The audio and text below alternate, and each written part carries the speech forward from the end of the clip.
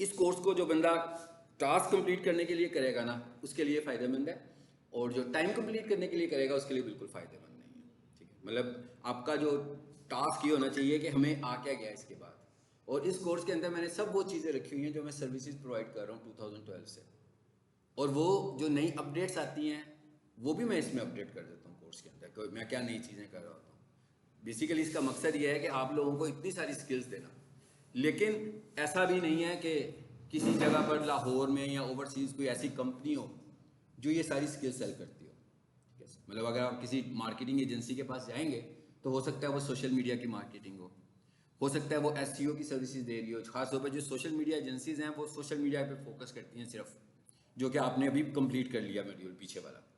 कुछ कंपनीज हैं जो पीपीसी एड्स पर फोकस करती हैं, कुछ कंपनीज हैं जो एसईओ पर फोकस करती हैं। ठीक है, तो मतलब आप जो कुछ सीख रहे हो वो बहुत कुछ सीख रहे हो ना, यानी आप जब सीख जाएंगे तो आपने देखना है कि आपको सबसे अच्छा क्या है, वहां से आप स्टार्ट करें और बाकियों को आप पॉलिश करें, ताकि आप भी उस तरह की सर्विसेज दे सकें जैसे मैं एक से ज़्यादा सर्विसेज देता हूँ, आप भी एक से ज़्यादा सर्विसेज। और लोगों को कन्विंस करने के लिए यही सबसे स्ट्रॉन्ग पॉइंट होता है कि आपके पास एक से ज़्यादा स्किल्स हैं, अगर हम लोगों को कन्विंस करना चाह रहे हो। क्योंकि अगर आपके पास एक से ज़्यादा स्किल्स नहीं होंगे तो आप किसी भी क्वेश्चन के लिए, किसी क्यूरी के लिए डिपेंडेंट होंगे किसी दूसरे बंदे के। लेकिन जब आपको इतना कुछ पता होगा, इतना कुछ आपने प्रैक्टिस भी किया होगा, तो आप किसी के डिपेंडेंट नहीं होंगे, और फिर जो क्लाइंट आपका होगा वो आप ही को प्रेफर करेगा कि भाई इनके पास स्किल भी ज़्यादा है, इनके पास टूल्स भी ज़्यादा है। ये तो नहीं कि सोशल मीडिया के लिए एक अलहदा बंदा रख लेंगे, गूगल ऐड चलाने के लिए एक अलहदा बंदा रखें, फिर एसईओ के लिए एक तीसरा बंदा रख लें। तो इसका मतलब ये है कि 5 मॉड्यूल सीखो और उसके बाद इसको इम्प्लीमेंट करो, और वही सक्सेसफुल होता है जो इम्प्लीमेंट करता है। और मैंने नोट किया है कि स्टूडेंट सीरियस जो होते हैं ना, वो इंटर्नशिप में आकर होते हैं। जब वो इंटर्नशिप करते हैं ना, इसलिए कि उस वक्त मैं थोड़ी सी सख्ती करता हूँ कि भाई वो काम करना है ना, और वो एप्लीकेशन पे internship is not part of application, कि वो एप्लीकेशन है। एप्लीकेशन तो हम सीख रहे हैं ना, अब उसको इंटेलेक्चुअल तरीके से इस्तेमाल करना है। क्योंकि हमने जिसका काम करना है हम उसके लिए सोच रहे होंगे ना। हम ये नहीं कहेंगे कि भाई बस पोस्ट लगाते जाओ धड़ाधड़, हम कहेंगे कि उसके बिजनेस को समझ के अंडरस्टैंड करके पोस्ट लगाओ, और फिर देखो ये रिस्पॉन्ड नहीं कर रही तो अब क्या करना है, आगे कौन सी पोस्ट लगानी है। तो जो प्रैक्टिस करते हैं, यानी कोर्स यहाँ पे ख़त्म नहीं होता, कोर्स चलता रहता है 1 महीना 2 महीना, फिर जब आप 5 महीने इसमें सर्व करते हैं ना, फिर ज़रूर ऐसा होना चाहिए कि आप कुछ कर सको। ऐसा नहीं होना चाहिए कि 5 महीने के बाद भी आप कहें हमने कुछ नहीं करना। अगर आपने अपने हाथों से कुछ किया होगा तो आप ज़रूर सर्व कर सकोगे, और जितना ज़्यादा टाइम गुजारोगे आप उतने ज़्यादा पॉलिश होगे, जितना कम टाइम गुजारोगे उतने कम पॉलिश होगे। अगर कोई बंदा आपसे ज़्यादा काम लेता है, 2 घंटे की बजाय 6 घंटे लेता है, तो वो तो जुल्म कर रहा है आप पर, मगर फ़ायदा वो आप ही का कर रहा है। आप ही सीख रहे हैं, आपने कोई सारी उम्र तो उसको इतनी सर्विसेज नहीं देनी ना। तो आप सीख जाओगे जब तो क्विट कर देना वहाँ से, जैसे हम लोग करते हैं। अब मैं आपको पढ़ाता हूँ, मैं मार्केटिंग की सर्विसेज भी देता हूँ, तो मैं क्लाइंट से अलहदा सीखता हूँ, आप लोगों से अलहदा सीखता हूँ। मुझे आप लोग, आपको नहीं पता मुझे आप लोग क्या क्या सिखा के जाते हैं। मैं आप लोगों से बहुत कुछ सीखता हूँ, मैं अपने क्लाइंट से बहुत कुछ सीखता हूँ। मैंने सारी डिजिटल मार्केटिंग क्लाइंट से ही सीखी हुई है। तो आप जब सर्व करोगे तो ऐसा होगा ना। अगर आप किताबें पढ़ोगे, सिर्फ कोर्सेज करोगे, फिर ऐसा नहीं होगा। जब आप सर्व करना, ये नहीं देखना कि मुझे मिल क्या रहा है, आपने ये देखना है कि उसके बदले में मैं किस लेवल की स्किल पर जा रहा हूँ, उस स्किल से फिर आपने पैसे कमाने हैं बाद में। ठीक है, चलें जी अब आ जाते हैं। मैंने आपको कुछ सब्ज़ बाग दिखा दिए, ठीक है, पैसों के बगैर। मैंने कहा पैसों के बगैर, ये पैसों वाले सब्ज़ बाग नहीं है, ये स्किल वाले सब्ज़ बाग हैं। ठीक है, आप किसके साथ काम करें ये आपकी चॉइस है, लेकिन आप काम करें। ये नहीं कि सर्टिफिकेट मिल गया बहुत हैप्पी हैं जनाब, वो पीसी में जाकर सर्टिफिकेट यूँ पकड़ के ले रहे हैं, तस्वीर लगाइए अपने। पता नहीं, मुझे नहीं पता, मेरा ख्याल है वहाँ देते हैं, मैंने एक तस्वीर देखी है, तो वहाँ भी देते हैं, यहाँ भी देते हैं। आपको यहाँ पकड़ा, यानी आप पीसी में सर्टिफिकेट लेने में ज़्यादा इंटरेस्टेड है। चलें चलें जी, अब हम आ जाते हैं टॉपिक पर। आज हमने काफ़ी सारी इर्द गिर्द की बातें कर ली हैं। ठीक है, एसईओ मेरा ख्याल है कोर्स करने से पहले सभी को पता है क्या होता है, सर्च इंजन ऑप्टिमाइजेशन। एसईओ क्या होता है, सर्च इंजन ऑप्टिमाइजेशन। ठीक है, अच्छा अब सर्च इंजन क्या होता है, सबको पता है भाई, नहीं पता सर्च इंजन क्या है? Search engine Google, Google search engine है, याहू सर्च इंजन है, यूट्यूब वीडियोस का सर्च इंजन है। ठीक है, एमएसएन भी सर्च इंजन है।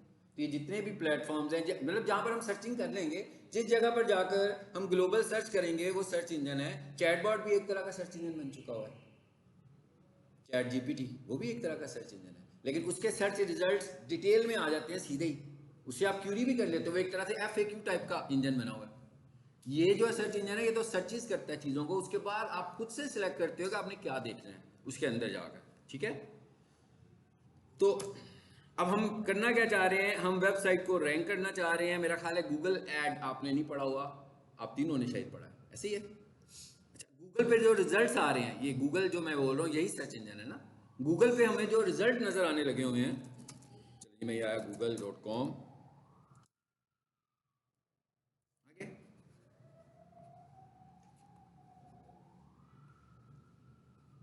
यहाँ पर आके टाइप कर देते हैं, ज़रा कोई सी भी क्यूरी लिखते हैं, ज़रा देखते हैं कि रिजल्ट्स कैसे नज़र आते हैं।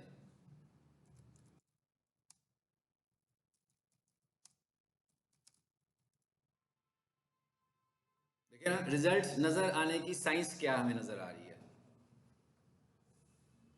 स्पॉन्सर्ड मतलब ये सर्च इंजन रिजल्ट शो कर रहा है, गूगल का सर्च इंजन। और याद रखें जब हम ऑप्टिमाइजेशन की बात करते हैं तो हमारा मेजर टारगेट गूगल होता है, इसलिए कि बहुत बड़ी मार्केट जो है वो गूगल के पास ही है। याहू पे जाकर आपने भी कभी सर्च नहीं किया, MSN पे जाकर आपने भी कभी सर्च नहीं किया, तो इसका मतलब है कि सारे विजिटर सारी ऑडियंस गूगल पर ही है। तो अब हमें सबसे ऊपर नजर आए हैं सर्च रिजल्ट्स, उसमें number 1 Google add, Google add, Google add, Google add. सब जानते हैं जिन्होंने गूगल पढ़ा हुआ है, मैंने बताया हुआ है कि 4 गूगल ऐड शो करता है, ठीक है। ये एसईओ नहीं है, ये तो गूगल ऐड है, ये तो पेड स्ट्रेटेजी है। भाई गूगल को लोगों ने पे किया हुआ है, तो गूगल ने तो रिजल्ट्स दिखाने हैं ना उनके, तो वो दिखाने लगा हुआ है। लेकिन गूगल में 4 लोगों ने इन्वेस्ट नहीं किया हुआ, मतलब 4 लोगों के ऐड नहीं है, ऐड तो बहुत सारे लोगों के है, लेकिन गूगल ने डेडिकेट की हुई है ये 4 स्पेसेस ऐड के लिए। अब कोई और दूसरे बंदे का ऐड भी आएगा और रोटेट होकर आएगा, जैसे आप कोई और बंदा, जैसे मैं यहाँ पे सर्च कर रहा हूँ, कोई और बंदा यही कीवर्ड लिख के सर्च करेगा, तो वहां पर फिर ऐड नजर आएंगे। हो सकता है कि इनमें से 2 आ रहे हो और 2 नए वाले आ रहे हो सकता है कि इनमें से 1 आ रहा हो और 3 नए वाले आ रहे हो, और हो सकता है कि चारों ही नए आ रहे हो। तो इसका मतलब क्या हुआ कि ये जो ऐड के रिजल्ट्स हैं ये परमानेंट नहीं है, फ्रीज रिजल्ट्स नहीं है। लेकिन उसके बाद जब हम नीचे वाला जो रिजल्ट देख रहे हैं, जो अमेजोन की वेबसाइट आ रही है, ये ऑप्टिमाइज्ड वेबसाइट का रिजल्ट है, इसमें पैसे नहीं लगे हुए, ये ऑर्गेनिक रिजल्ट आ रहा है। ऑर्गेनिक का क्या मतलब है कि ये एसईओ वाला रिजल्ट है। इस वेबसाइट ने कुछ गूगल को ऊपर लाने के लिए पैसे नहीं दिए, बल्कि इसने इस तरह का काम किया हुआ है कि गूगल इसको खुद से टॉप पे ला रहा है। वो जो टास्क हैं, वो जो फैक्टर्स हैं, वो जब हम वेबसाइट पे अप्लाई करते हैं तो कीवर्ड के अगेंस्ट हमारी वेबसाइट टॉप पे आती है। जब हम ऑर्गेनिकली किसी वेबसाइट को टॉप पर लेकर आते हैं तो उसका सबसे बड़ा फायदा ये होता है कि हमारा रिजल्ट फ्रीज हो जाता है। यानी अब ये अमेजोन जो है ना, मिसाल के तौर पर एक बंदे ने गूगल पे पैसे लगाए 500 रुपए, और गूगल ने कहा जी कि मैं 100 रुपया पर क्लिक लूंगा फॉर एग्जाम्पल, तो कितने क्लिक्स हुए सबको समझ में आ गया, सिंपल 5 क्लिक लगेंगे।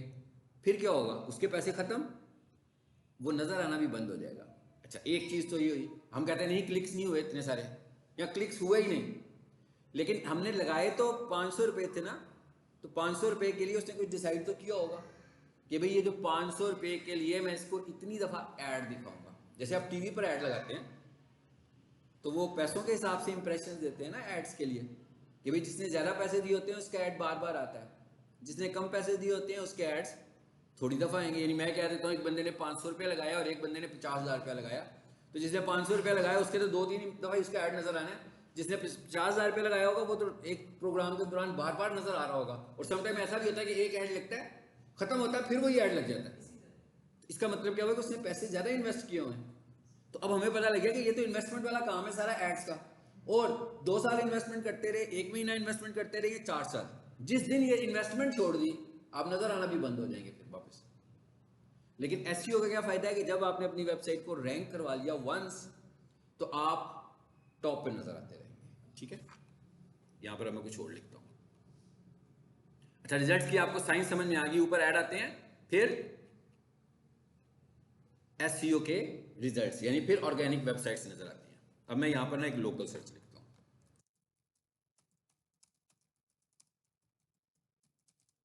इधर लिख दिया हमने ये।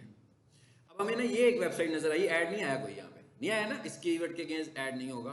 चलिए अब नीचे आते हैं, दूसरे नंबर पर क्या आ गई, किचन स्टूडियो।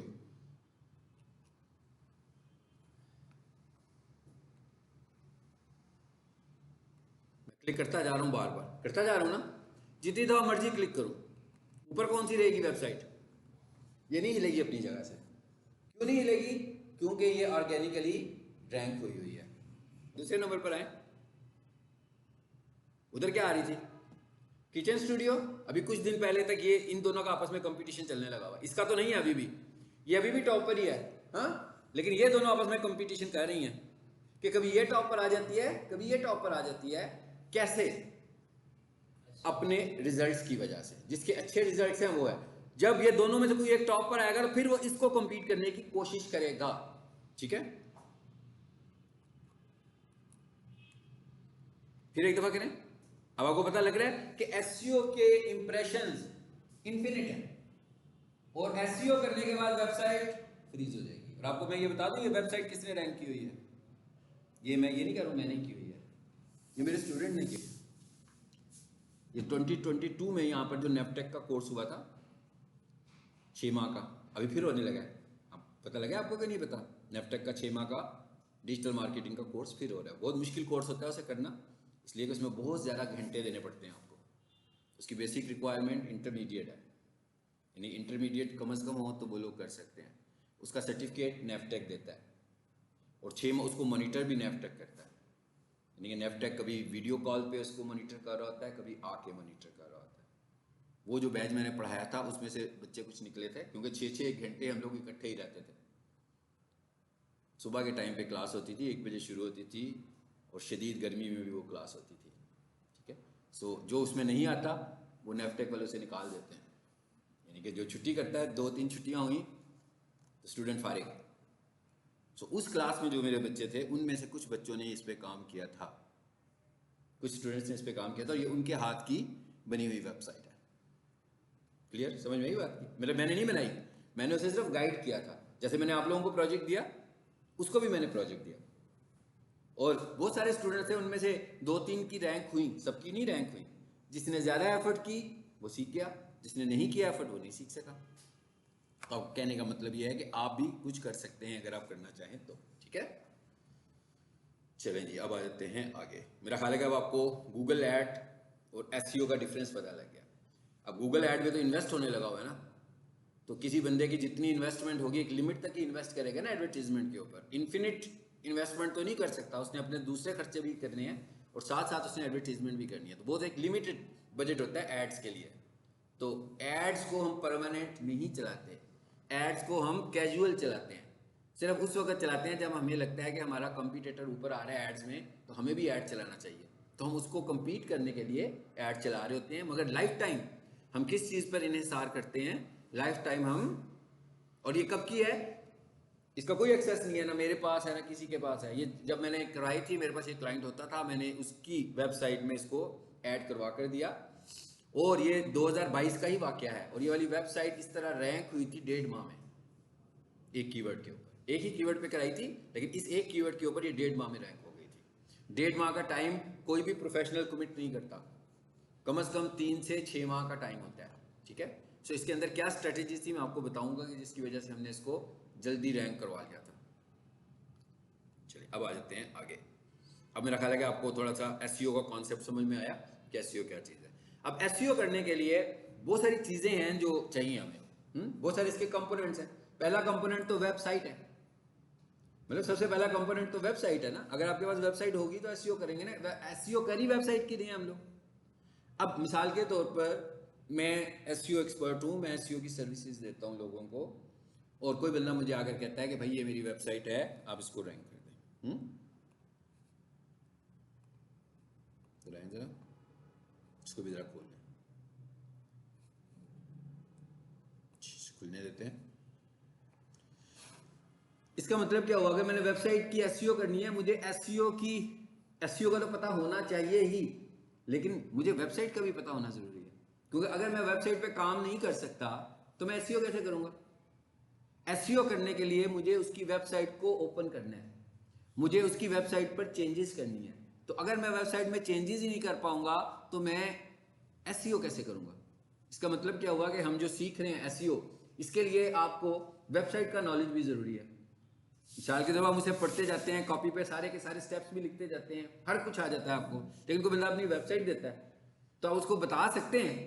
कर नहीं सकते, क्योंकि आप तो वेबसाइट पे काम ही नहीं करते, आपने तो वेबसाइट सीखी नहीं हुई। आप कहोगे कि नहीं जी वेब डेवलपमेंट तो नहीं की थी हमने, तो एसईओ किया था। तो मैं भी वेब डेवलपर नहीं हूँ, मगर मैं भी एसईओ करता हूँ। कैसे करता हूँ? हमें इतनी वेबसाइट की अंडरस्टैंडिंग चाहिए कि हम एसईओ करने के लिए वेबसाइट के साथ इंटरेक्ट कर सकें, और वो इंटरेक्शन हम पहले फेज में सीखेंगे एसईओ के, कि हमें वेबसाइट, मिसाल के तौर पर मेरा एक क्लाइंट आता है ए, वो कहता है भाई ये मेरी वेबसाइट रैंक कर दो, मैं उसे कहूँगा हाँ भी अपनी वेबसाइट का एक्सेस दो मुझे, वो अपनी वेबसाइट का यूजर नेम और पासवर्ड देगा, मैं उसको खोल कर उसमें चेंजेस करूँगा। वेबसाइट का डिज़ाइन बिल्कुल चेंज नहीं करना, वेबसाइट का स्ट्रक्चर भी बिल्कुल चेंज नहीं करना, सिर्फ वो चीज़ें उस पर अप्लाई करनी है जो गूगल रिकमेंड कर रहा है कि आपकी वेबसाइट पर होंगी तो मैं उसे टॉप पर लाऊंगा, नहीं होंगी तो मैं नहीं रहूँगा। लेकिन उसके लिए मुझे वेबसाइट एडिट करनी आनी चाहिए, इसलिए हम पहले फेज में वेबसाइट एडिटिंग को फोकस करेंगे, फिर हम एसईओ को फोकस करेंगे। अब आ जाते हैं इधर वापस, यानी कि हमारा पहला टॉपिक क्या है? Website edit. अब हम किसी वेबसाइट को देखें, जब मैं इसी वेबसाइट को दिखाऊं आपको जो अभी हमने खोली भी थी।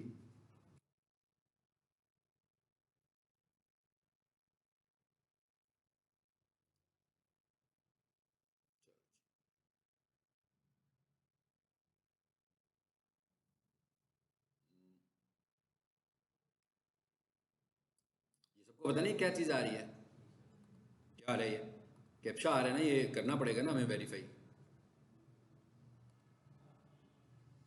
चलो इसने मुझे किस मुश्किल में डाल दिया भाई, किसी और वेबसाइट को ले लेते हैं फिर, अगर उसे नहीं समझ में आती तो।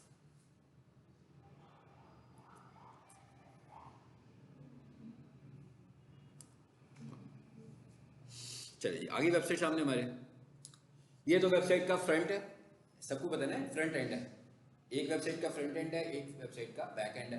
बैक एंड कौन सा है? जिसके ऊपर लोगों ने वेबसाइट डिजाइन की हुई है। फ्रंट एंड कौन सा है? जो विजिटर्स ने देखने, जो विजिटर्स को तो ये वेबसाइट इस तरह नजर आ रही है। कंट्रोल यू मैं प्रेस कर रहा हूं,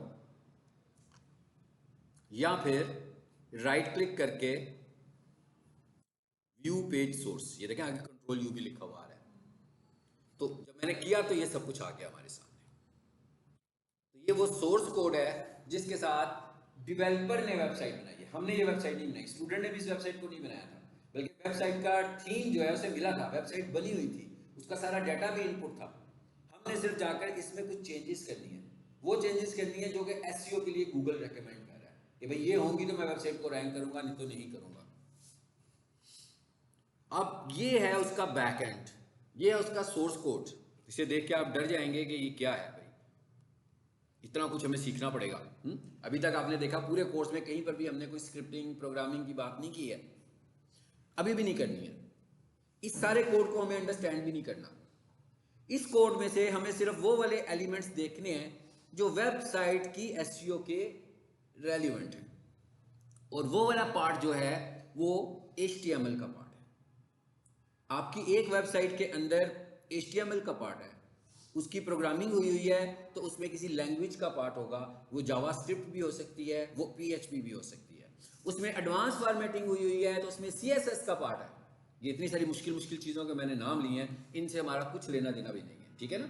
हमने ना तो जावास्क्रिप्टिंग करनी है, हमने ना PHP करनी है, हमने ना CSS कैस्केड स्टाइल शीट में जाकर स्टाइल्स बनाने हैं। हमने इसमें से सिर्फ अंडरस्टैंड करना है HTML वाला पार्ट, और हमने जो चेंजेस करनी है वो उसी लेवल पे करनी है। तो इसका मतलब ये हुआ कि हमें देखना इसका क्या है, HTML वाला पार्ट, ठीक है। तो इसलिए हमने इसको देख के खौफजदा नहीं होना कि क्या अभी का मुश्किल सी चीज़ हमारे सामने आ गई है, ठीक है। हमने इसको इजीली मैनेज कर लेना है, और इसमें से सिर्फ HTML के एलिमेंट्स, आप ये समझ लो कोई 7-8 टैग्स हैं जो मुझे आपको समझाने हैं, और फिर आप वेबसाइट एडिट करने के काबिल हो जाएंगे। अच्छा, अब ये एक चीज़ ये समझ में आ गई हमें कि आपको समझ में आ गया कि हमें कोडिंग को समझना पड़ेगा, हमें HTML को अंडरस्टैंड करना पड़ेगा। अगर हम आज की तारीख में देखें तो हमारे पास विंडोइंग इन्वायरमेंट है ना, ऑपरेटिंग सिस्टम है, विंडोइंग इन्वायरमेंट है ना। लेकिन आज से पीछे चले जाएं तो 90s में या 90s से पहले तो विंडोइंग इन्वायरमेंट नहीं था। उस वक्त हमारे पास क्या होता था, डॉस इन्वायरमेंट होता था, डिस्क ऑपरेटिंग सिस्टम, एक ब्लैक स्क्रीन होती थी, उसमें हम कमांड्स लिखते थे और आउटपुट करते थे। यानी आपने फोल्डर बनाना है तो आप एक कमांड लिखते थे जो फोल्डर बनाता था। आज कैसे करते हैं? ऐसे तो नहीं करते। आज तो राइट क्लिक करते हैं, न्यू पे जाते हैं, फोल्डर पे क्लिक करते हैं, टाइप करते हैं और फोल्डर बन जाता है। इसका मतलब क्या हुआ? ये क्यों बता रहा हूँ? ये मैं इसलिए बता रहा हूँ कि जिस तरह आज के विंडोज़ के पीछे डॉस चल रही है, इसी तरह हर वेबसाइट के पीछे कोडिंग चल रही है, हर वेबसाइट के पीछे। और उसके पीछे PHP प्रोग्रामिंग वाली कोडिंग चेंज हो सकती है, मगर उसके पार्ट जो HTML वाला पार्ट है वो हर किसी का सेम है, और हमें उस HTML के पार्ट को ही अंडरस्टैंड करना है। अभी मैं सिर्फ आपको कह रहा हूँ कि आपने परेशान नहीं होना, आपको समझ आ रही है ना? मैं आपको सिर्फ ये बातें बता रहा हूँ कि आप एक नई चीज़ अभी सीखने लगे हैं बिल्कुल, और वो SEO भी नहीं है। मैं क्या, आप जो सीखने लगे हैं वो SEO भी नहीं है, बल्कि वो SEO करने की रिक्वायरमेंट है। अगर आपको वो नहीं आता, इससे अंदाजा आपको हो रहा होगा कि भाई जो वेब डेवलपर होंगे वो SEO करने आएंगे वो जल्दी सीख लेंगे SEO, क्योंकि आप लोगों ने तो SEO नहीं की हुई, वेब डेवलपमेंट नहीं की हुई, लेकिन हम इसमें वेब डेवलपमेंट को करेंगे और वो वाला पार्ट करेंगे जो हमसे रिलेटेड है। यानी उतना करेंगे जितना मैं करता हूँ, जितना मैं यूज करता हूँ उतना आप भी यूज करेंगे। अच्छा, अब हमने कहा भी वेबसाइट एडिट की जरूरत है, लेकिन अब दो तीन चीजें हम समझ कर आगे जाएंगे।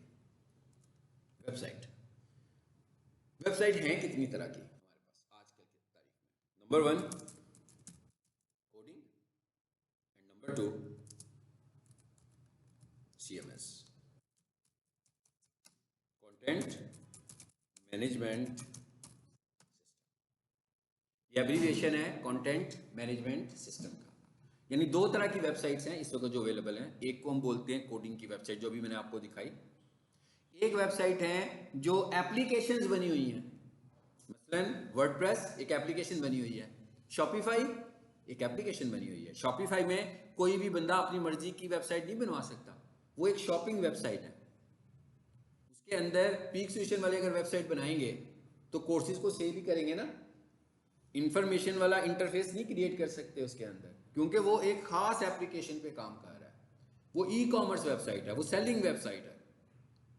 वर्डप्रेस जो है वो भी एक CMS है और वो बहुत पॉपुलर CMS है, वो भी एक बिल्ट इन पैकेज है, उससे भी आप आगे पीछे नहीं हो सकते। तो ये सब CMS है। विक्स एक CMS है, इसमें और भी बहुत सारे CMS हैं। तो अब हमें समझ में आया कि वेबसाइट के दो मॉडल हो गए, एक कोडिंग वाला और एक CMS वाला। अगर किसी बंदे की दुकान है और वो ये कहता है कि भाई मुझे तो चीज़ें बेचनी है, तो हम उसे कहेंगे कि या तो शॉपिफाई में वेबसाइट बनवा लो या वर्डप्रेस में।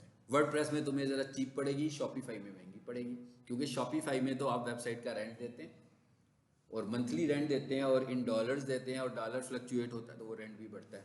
और कम से कम वो प्राइस जो होती है ना 1-1.25 लाख पर ईयर पे जाती है कम से कम, मिनिमम। यानी कि 4,000 5,000 कम से कम। अगर हम उनकी चीज़ें बढ़ाते जाएंगे, सर्विसेज बढ़ाते जाएंगे, तो इससे भी महंगी पड़ जाएगी। लेकिन अगर हम वर्डप्रेस पे जाएंगे तो अगर हम जब होस्टिंग परचेज करेंगे तो हमें एनुअल 25,000 की भी पड़ सकती है। तो हमने 75,000 या इससे भी ज़्यादा सेव कर लिया। तो जब कोई बंदा इन दो इस CMS में रहना चाहे तो मैं उसे रिकमेंड करता हूँ वर्डप्रेस, नॉट शॉपिफाई। वर्डप्रेस ज़रा कॉम्प्लेक्स है, शॉपिफाई एडवांस है। ये अब डिपेंड करता है बजट के ऊपर बंदे के कि उसका बजट कितना है। क्योंकि मिसाल के तौर पर एक बंदे ने सेल की, मैं ऐसे बहुत सारे लोगों को जानता हूँ जो शॉपिफाई में वेबसाइट बनवाते हैं और फिर 6-7 महीनों के बाद बंद कर देते हैं। उसकी वजह क्या होती है? उसकी वजह ये होती है कि उनके ऊपर एक तो एनुअल कॉस्ट का बर्डन पहले से सर पर होता है कि भाई ये तो हम महीने के पैसे दे रहे हैं। फिर जब उनसे कहा जाए कि आप एडवर्टाइज करें तो वो कहते हैं भाई अब हम एडवर्टाइज कैसे करें, हम तो ऑलरेडी महीने के 5-6 हज़ार रुपया देने लगे हुए हैं, तो अब हम जब एडवर्टाइज करेंगे तो इतना तो हमारे पास मार्जिन नहीं है कि हम एडवर्टीजमेंट के लिए भी पैसे निकालें। तो फिर एट द एंड उनके पास एक ही ऑप्शन होता है, वो क्विट कर जाते हैं उस वेबसाइट को। लेकिन जिन्होंने वर्डप्रेस की वेबसाइट बनवाई होगी उन्हें क्या करना है? उन्हें वंस फॉर ऑल एक डेवलपर से वेबसाइट बनानी है। सपोज कर लेते हैं उसने 40,000 रुपया ले लिया, 30,000 रुपया ले लिया या 50,000 रुपया ले लिया, तो उसने वंस पे किया उसको, उसके बाद उसका कुछ लेना देना नहीं है। उसके बाद आपने होस्टिंग ली हुई है जिसमें वेबसाइट स्टोर है, उसकी मैक्सिमम प्राइस भी 25,000 या 30,000 की होगी। तो आपने काफ़ी सारे पैसे सेव किए, अब आप एडवर्टाइज भी कर सकते हैं उसके ऊपर। ये तो खैर मैंने आपको इसके अंदर बताया कि CMS में क्या चीज़ें हमारे पास है। मगर CMS बिल्कुल एक एप्लीकेशन है और एप्लीकेशन एडवांस नहीं हो सकता। मतलब एप्लीकेशन की कुछ लिमिटेशंस तो होंगी ना भाई कि यहाँ से शुरू होकर यहाँ पे ख़त्म हो गया, इससे आगे नहीं जाएगा। माइक्रोसॉफ्ट वर्ड की लिमिटेशंस है ना कि नहीं है? माइक्रोसॉफ्ट वर्ड यूज करते हैं ना सब लोग, क्या लिमिटेशंस है उसकी? अगर मैं कहूँ उसकी लिमिटेशंस क्या है, भाई लेटर ड्राफ्टिंग कर सकते हैं ना, और तो कुछ नहीं कर सकते। अगर मैं आपसे कहूँ कि भाई मुझे profit and loss account Microsoft word में कोई बना दे तो नहीं बनेगा। अगर मैं उससे कहूँ कि भाई ये तस्वीर है मेरी ब्लैक एंड वाइट, इसको कलर कर दो माइक्रोसॉफ्ट वर्ड में, इसका मतलब लिमिटेड एप्लीकेशन हुआ। एक्सेल को देखें लिमिटेड है, फोटोशॉप को देखें लिमिटेड है, तो ये सब एप्लीकेशन जो है ये लिमिटेड है, लिमिटेड टू देयर वर्किंग, यानी कि वो जिस मकसद के लिए बनाए गए हैं बस वही काम कर सकते हैं, उससे आगे नहीं जा सकते वो। मगर कोडिंग में बनी हुई वेबसाइट, इसी तरह वर्डप्रेस की वेबसाइट भी एक एप्लीकेशन है। जैसे मैं शॉपिफाई वालों को कहूँ कि भाई मुझे पीक सोल्यूशन की वेबसाइट बनानी है और आप ये मेरी पीक सोल्यूशन का मॉडल देखें तो मुझे ये बताइए ये बन जाएगी? तो कहेंगे नहीं हमारी तो ई कॉमर्स की वेबसाइट है ना, उसमें ऐड टू कार्ट आ रहा होता है या व्यू कैटलॉग होता है, तो आपकी तो इन्फॉर्मेशनल वेबसाइट है, तो लिमिटेशन हो गई। अगर कोई बंदा कोई वेबसाइट कस्टमाइज कराना चाहता है, क्लाइंट वो कहता है भाई मुझे ये चीज़ें अपनी वेबसाइट पे दिखानी है, ये चीज़ें मेरी वेबसाइट पे होनी चाहिए, तो जो डेवलपर है वो खास तरह की वेबसाइट लेकर जाएगा उसके पास, तो कहेगा नहीं भाई ये नहीं मुझे चाहिए। तो अगर तो वो उसने CMS में बनाई होगी तो फिर तो इसका मतलब है उसके पास कोई ऑप्शन नहीं है और। लेकिन जो कोडिंग में वेबसाइट बना रहा होगा उसके पास उसका ऑप्शन होगा, वो कहेगा अच्छा ओके आप मुझे डिज़ाइन बताएं, मैं उसी तरह की कोडिंग करके आपको दे देता हूँ। तो ये जो अभी आपको बात बताई है मैंने, ये डेवलपर लेवल की बात है, आपको क्यों बताई है? इसलिए कि आपको पहले ये डिसाइड करना है कि कोडिंग की वेबसाइट अच्छी होती है लाइफ टाइम के लिए कि CMS की वेबसाइट अच्छी होती है। मेरे ख्याल है मेरी बातों से आपको अंदाज़ा हुआ होगा कि कोडिंग की वेबसाइट कंपैरेटिवली बहुत अच्छी होती है एज़ कम्पेयर टू CMS। अभी एक लेटेस्ट अपडेट आई हुई थी, उसमें गूगल ने बताया हुआ था कि हैकिंग की अपॉर्चुनिटीज़ वर्डप्रेस के अंदर एक्स्ट्राऑर्डिनरी ज़्यादा है। वर्डप्रेस की वेबसाइट की लाइफ टाइम कोई ज़्यादा अच्छी नहीं होती है, मगर क्योंकि ये इजी टू यूज़ है, जल्दी बन जाती है, तो लोग इसको प्रेफर करते हैं। अब मेरे क्लाइंट्स अगर मुझसे डिस्कस करते हैं और मुझे कहते हैं कि जनाब अभी तो हमें अपना प्लान शुरू किया है, अभी तो हमने वेबसाइट भी लॉन्च नहीं की, हमें वेबसाइट बनवानी है, तो हम किस में बनवाएं? वेबसाइट बनाना मेरा काम भी नहीं है, मैं किसी को वेबसाइट बनाकर भी नहीं देता हूँ, लेकिन मैं उसको सजेस्ट करता हूँ हमेशा कि भाई आप अपनी कोडिंग के अंदर वेबसाइट बनवाएं, क्योंकि कोडिंग की वेबसाइट कस्टमाइजेबल होती है। मिसाल के तौर पर एक कोडर ने वेबसाइट बनाई और फिर साल बाद 2 साल बाद बनाकर चला गया, उसके बाद 2 साल बाद 3 साल बाद 1 साल बाद 6 माह बाद आपने कहा भाई इस वेबसाइट में कुछ चेंजेस होनी चाहिए, तो आप किसी दूसरे कोडर को हायर करके उसको चेंज कर सकते हैं। सिर्फ ये है कि वो वेबसाइट का कोड आपके पास हो, लेकिन CMS में ऐसा नहीं होगा, वो भी नहीं कर पाएगा। यानी अगर आप उसमें कस्टमाइजेशन करना को कहोगे तो वो कहेगा भाई मुझे अब थीम चेंज करना पड़ेगा, इसका इस थीम के साथ तो ये काम ही नहीं हो सकता। तो इसका मतलब क्या हुआ कि हमारे पास बेस्ट अपॉर्चुनिटीज़ किस में होती हैं? कोडिंग में, ठीक है। लेकिन अगर मैं CMS की वेबसाइट खोलूं तो उसके बैक पर भी आपको कोड ही नजर आएगा, लेकिन वो बनी एक एप्लीकेशन में हुई है, तो उसकी मैनेजमेंट भी एप्लीकेशन से हो रही है। एप्लीकेशन को मैनेज करना ज़्यादा आसान होता है कोडिंग को मैनेज करने के। अब अगला क्वेश्चन क्या है हमारे पास? अगला क्वेश्चन ये आया कि भाई हमें पता कैसे लगेगा? भाई एक बंदा मुझे वेबसाइट देता है, मुझे पहले तो ये डायग्नोज करना है ना कि इसकी वेबसाइट कोडिंग में है कि CMS में है, ठीक है। ऑनलाइन जी CMS डिटेक्टर लिख दिया जी मैंने, कोई मुश्किल बात तो नहीं है। मतलब ये जो मेरे जेन में क्यूरी आई है, देखें आपको लर्न करने का सबसे अच्छा तरीका ये है जो मैं आपको बता रहा हूँ, फिर आप सीख सकते हैं, अदरवाइज आप सीख नहीं सकते, ठीक है। अदरवाइज तो फिर एक लिमिटेड स्टडी होगी, जो मुझसे पढ़ लिया वो आ गया और कुछ नहीं आएगा। जो जहन में आपके क्वेश्चन आ रहे हैं ना वो गूगल पे आके टाइप कर दें, गूगल के पास हर सवाल का जवाब आपके पास होगा, क्योंकि वो आप क्यूरी नहीं कर रहे हैं, वो और लोग भी कर चुके होंगे पहले से। सो मैंने लिखा है ऑनलाइन CMS डिटेक्टर, तो उसने कहा हाँ भाई ये देखो कितनी सारी वेबसाइट आ गई है। सबसे ऊपर आ रहा है CMS डिटेक्टर, वेबसाइट का नाम ही है CMS डिटेक्ट। सो मैं इस पे जाता हूं और यहां पर ना मैं 2-3 वेबसाइट्स को चेक कर लेता हूं। पीक सॉल्यूशंस को चेक करें पहले कि पहले इसकी चेक कर लें। इसको बंद कीजिए, ये वही वेबसाइट आई है जो अभी मैंने खोली हुई थी आपके सामने। मैं सिर्फ ये टेस्ट करना चाहता हूं कि ये वेबसाइट बनी किस में हुई है। डिटेक्ट इसे बेशक बंद कीजिए और ये अभी आपको बताने वाला है कि किस में बनी है। जी क्या कहता है? We did not recognise the CMS। मेरा ख्याल आपको समझ में आ गया होगा इसका क्या मतलब है। कहता भाई मुझे इस वेबसाइट का कोई CMS नहीं मिला, और अगर इसको CMS नहीं मिला तो इसका क्या मतलब हुआ, कोडिंग में वेबसाइट बनी हुई है। ठीक हो गया। अब जरा पीक सॉल्यूशन को देखते हैं। मैंने पीक सॉल्यूशन लिखा,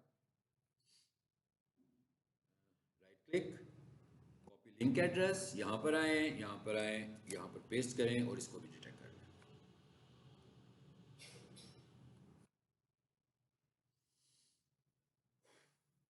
क्या कहता है, कहते हैं जी पीक सॉल्यूशन की जो वेबसाइट है वो किस में बनी है, वर्डप्रेस में बनी हुई है। ठीक है, आगे देखें जरा।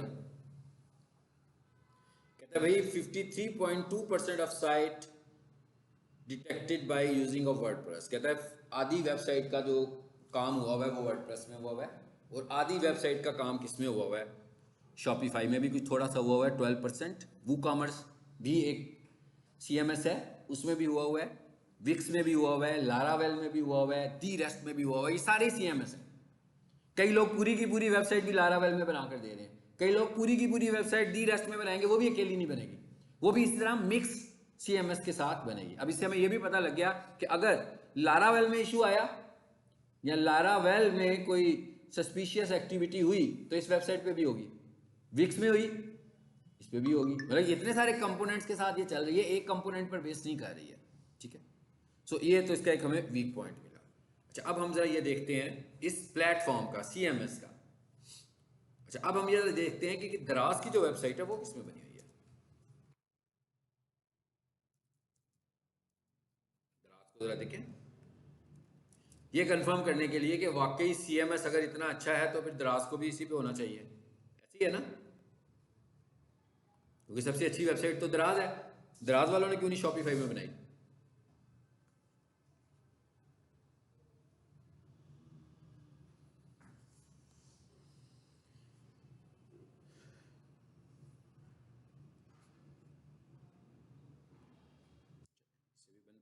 CMS डिटेक्ट क्या कहता है, we did not recognise CMS used by daraz.pk। इसका मतलब क्या हुआ, दराज एक प्योरली ई-कॉमर्स वेबसाइट है, ये वाली वेबसाइट भी कोडिंग में डिजाइन हुई हुई है, ये भी CMS में नहीं बनी हुई। ये उसका प्रूफ है कि CMS को अच्छे प्लेटफॉर्म्स रिकमेंड नहीं करते।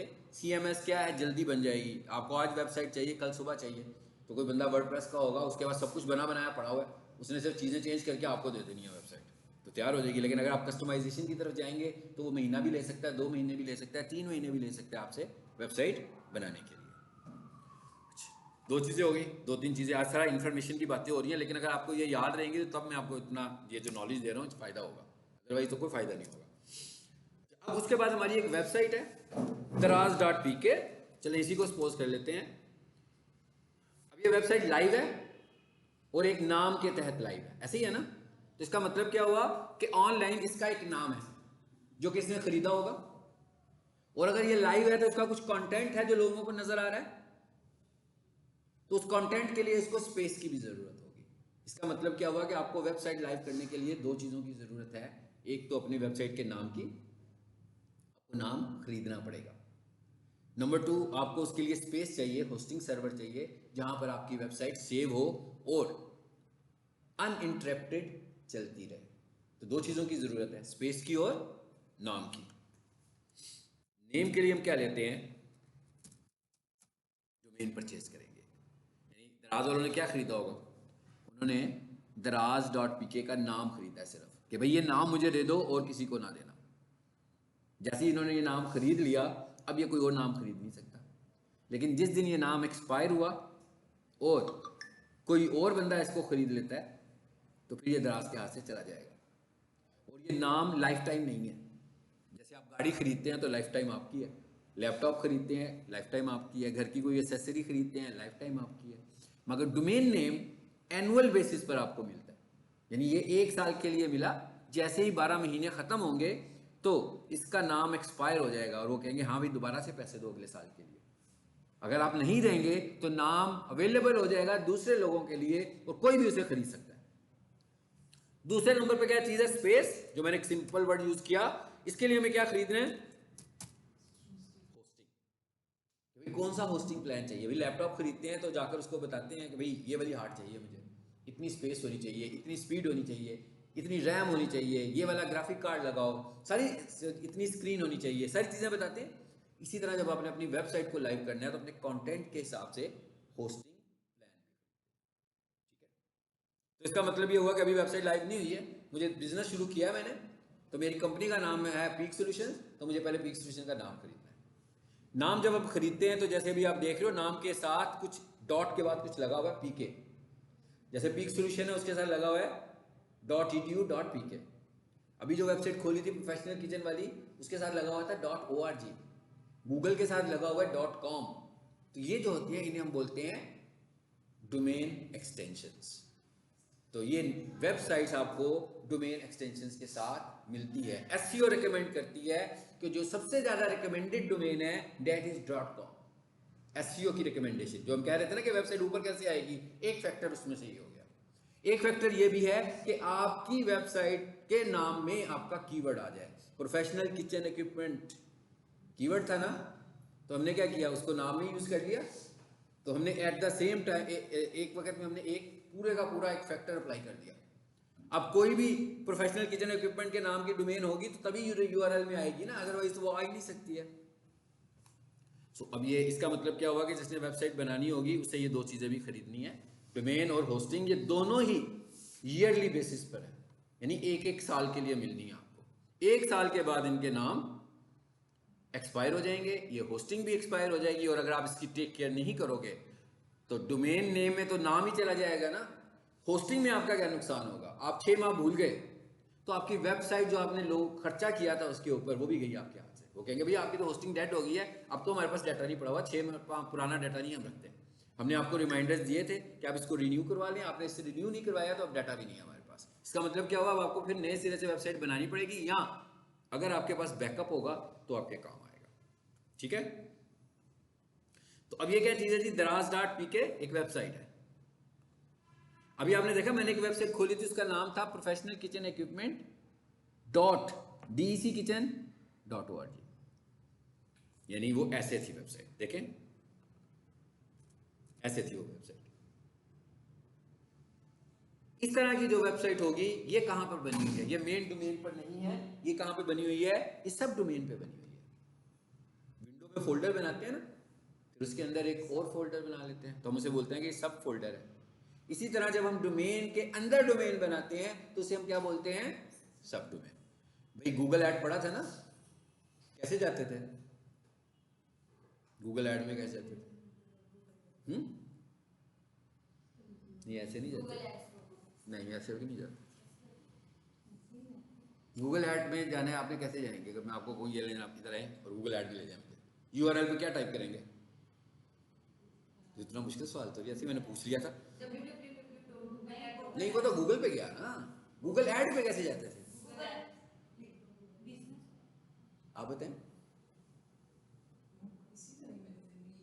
ads.google.com, google.com गूगल पे जा रहा है, ads.google.com गूगल ऐड पे जा रहा है। तो क्या ये मेन डोमेन है कि सब डोमेन है? सब डोमेन बनी हुई है ads.google.com। गूगल बिजनेस पर फाइल पढ़ी हुई है किसी ने तीनों में से? आप फंस गए तीनों, बच गए। आपने पढ़ी है तो उसमें कैसे जाते थे बोला, गूगल बिजनेस प्रोफाइल में business.google.com, तो क्या है वो, सब डोमेन है, ठीक है। तो ये सब डोमेन्स होती हैं, यानी एक बंदे ने डोमेन खरीद ली, अब उसके अंदर वो सब डोमेन्स बना सकता है। तो आपने नोट किया कि वो जो प्रोफेशनल किचन की वेबसाइट मैंने आपको दिखाई वो सब डोमेन में थी, वो मेन डोमेन में नहीं थी। उसकी वजह क्या है, उसकी वजह यह है कि प्रोफेशनल किचन इक्विपमेंट एक बहुत ही पॉपुलर वर्ड है, बहुत पॉपुलर वर्ड है। तो अगर मैं इसकी आज आप डोमेन परचेज करने की कोशिश करूंगा मुझे तो नहीं मिलेगी, मुझे मैसेज आएगा भैया तो कोई ले चुका हुआ है। तो फिर हमने क्या साइंस लड़ाई, हमने कहा कि भाई हम यूं करते हैं, हमारे पास डोमेन तो है, तो हम उसके अंदर जाकर जो है ना अपनी सब डोमेन क्रिएट कर लेते हैं अपने पॉपुलर कीवर्ड के साथ रैंक करवाने के लिए। इसका मतलब क्या हुआ, अब मेरी डोमेन में ऑप्शन है कि भाई मैं 10 सब डोमेन्स बना सकता हूं और मेरी वेबसाइट मेरी प्रोडक्ट के 10 ही कीवर्ड हैं। तो मैंने क्या किया, हर कीवर्ड की अलग अलग सब डोमेन बनाकर एक वेबसाइट लॉन्च कर दी, और उनका होम पेज सबका डिफरेंट है, लेकिन बाकी के सारे पेजेस एक ही हैं, तो ट्रैफिक मुझे मिल रही है कि नहीं मिल रही है? कंपटीटर्स के सामने मैं नज़र आना शुरू करूँ। इसकी एग्जांपल ऐसे ही है फिजिकल बिजनेस में कि भाई इधर से कूजी हलीम से जाएं आप कहाँ तक, चुबुर्जी तक, ठीक है, एक कंप्यूटर कॉलेज, हमें पता लगा भाई 2 कंप्यूटर कॉलेज और खुल गए, एक एमयू कॉलेज के साथ एक थोड़ा सा, तो हमने क्या किया, हमने 3 ऑफिस और बना लिए। एक ऑफिस एमयू कॉलेज के साथ बनाया पीक सॉल्यूशंस का, एक ऑफिस दूसरे कंप्यूटर कॉलेज के साथ बना लिया। फायदा क्या हुआ? फायदा ये हुआ कि भाई जो बंदा उधर से ट्रैवल करता हुआ इधर को आ रहा है, उसको एक कंप्यूटर कॉलेज नजर आया नया, साथ ही से पीक सॉल्यूशन का ऑफिस भी नजर आ गया। नहीं अगर वो 2 ऑफिस ना होते तो हो सकता है वो पहले कंप्यूटर कॉलेज में एडमिशन ले लेंगे, दूसरे में ले ले, तीसरे तक तो वो पहुंचेगा ही नहीं। तो हमने क्या किया, बहुत सारी सब डोमेन्स के साथ कीवर्ड रैंक करवाए और उसको पैरेलल अपने कंपटीटर के सामने ले आए। इट इज द आइडिया, मैं कि ये आइडिया जिसके साथ हम काम करते हैं और ये बिल्कुल फेयर आइडिया है, मतलब ये कोई ब्लैक हैट नहीं है, एसईओ की कोई ऐसी स्ट्रेटेजी नहीं है कि जो गूगल कहेगी ये ब्लैक हैट स्ट्रेटेजी है। और इस तरह करके आप जब कीवर्ड जो है, कीवर्ड का जो फैक्टर है वो बहुत स्ट्रॉन्ग फैक्टर है कि यूआरएल में अगर आपका कीवर्ड आ जाए तो बहुत ही स्ट्रॉन्ग फैक्टर है आपकी वेबसाइट को जल्दी रैंक करने का। ठीक है, चलें अब हम इन चीज़ों को आगे लेकर जाएंगे इंशाल्लाह नेक्स्ट क्लास में।